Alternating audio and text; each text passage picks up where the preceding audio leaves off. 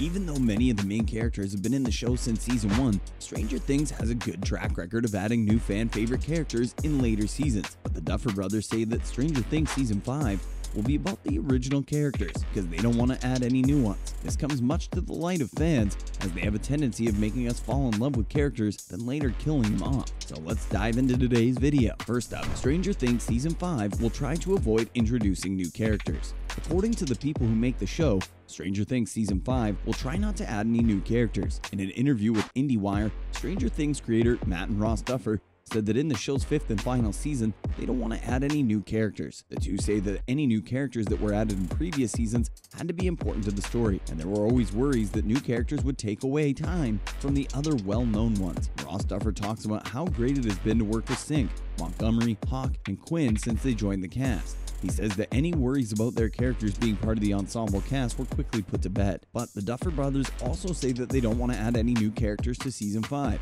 and want to focus more on the characters who are already in the show. Stranger Things has done very well with new characters in later seasons, but with season 5 being the last, the Duffer Brothers want to seem to focus more on the characters that the fans already love. Instead of adding new cast members and characters, the final season of the hugely popular show will focus mostly on the characters that viewers have known for years. This will give the show a sense of closure and completion. Even though there aren't any new characters in season 5, there are already a lot of stories to tell with the cast as it is. But as part seasons have shown, just because you don't add new characters doesn't mean you have to only focus on the ones who are still alive. For example, Billy died at the end of season 3, but Montgomery played him again in season 4, and this lets viewers learn more about his relationship with Max even though Billy had died. Even though Eddie had died at the end of season 4, many fans hope to see more of him in season 5. Stranger Things season 5 isn't coming out until late 2023 or early 2024, so fans still have a while to wait and think about what will happen to their favorite characters in the final season. Now, why Stranger Things 4 split up the heroes? Even before COVID-19 restrictions forced the show's creators to change their plans during production,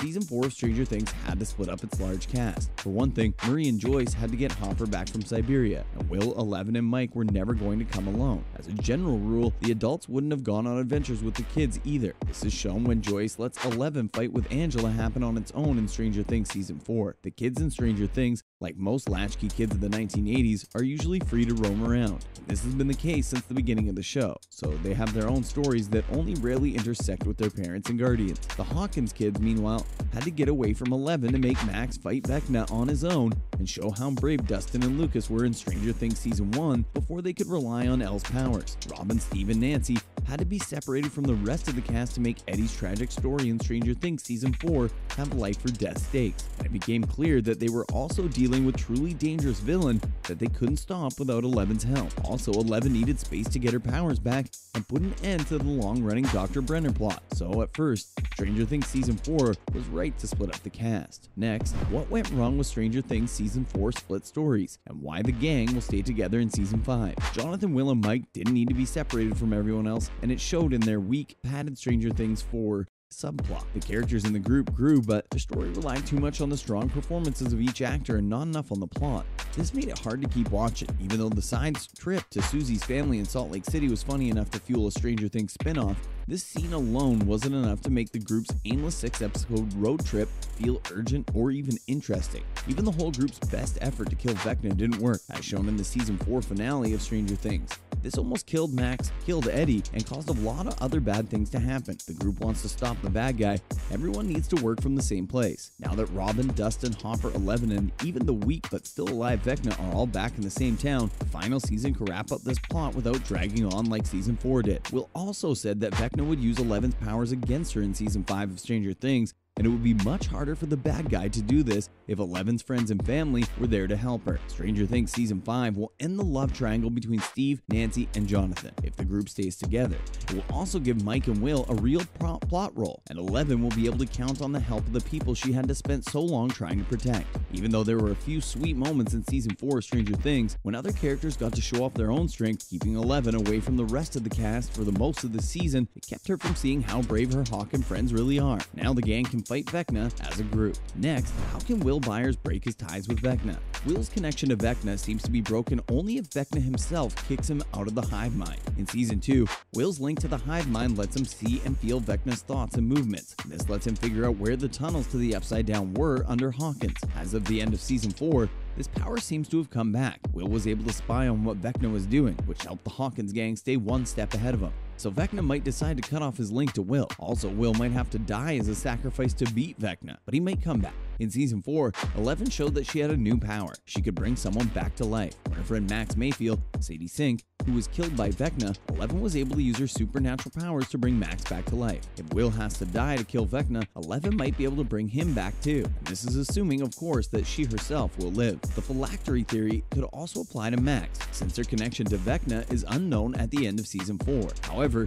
Matt Duffer has said that Will is going to be a big part and focus of Season 5, so it seems likely that the story is true via Collider. It would make sense for both the first and last seasons of the show be about Will's connection to the Upside Down and saving his life. On the other hand, Season 5 could force the Hawkins gang to let Will die for the greater good. Even so, Season 5 of Stranger Things, which is definitely the last season, is sure to be an epic end to the amazing Netflix show. Finally, Eddie's bat tattoos secretly revealed how he died in Stranger Things Season 4. Eddie's shocking death was hinted at early on in Stranger Things Season 4, Volume 2, by the character's tattoos. In the Season 4 finale of Stranger Things, Eddie Munson, or Joseph Quinn, sacrifices himself in the Upside Down by standing up to the demo bats instead of running away. He does this to keep the demo bats away from Nancy, Robin, and Steve at Creel's house. Eddie has a group of bats tattooed on one of his arms near his elbow, and this is one of his more noticeable tattoos in Stranger Things. Eddie was known for his interest in dark creatures and the macabre, but his bat tattoos secretly showed how he would die. In the Season 4 finale of Stranger Things, Eddie and Dustin's plan to keep the demo bats away backfires, and Dustin runs back to the real world before Eddie decides to stay and fight. Eddie didn't run away like he always did. Instead, he got on his bike with his spear and his shield, drew the demo bats from the Upside Down toward him, and stood his ground against the swarm of creatures. As Eddie gave his life to save the others, the demo bats attacked him, wrapped their tails around him, and dug their claws and fangs into his skin. Eddie may have liked how creepy bats were, which is why he got a tattoo of them, but he didn't know that they would also kill him. And that's it for today, guys. I hope you enjoyed the show. Till next time, cheers.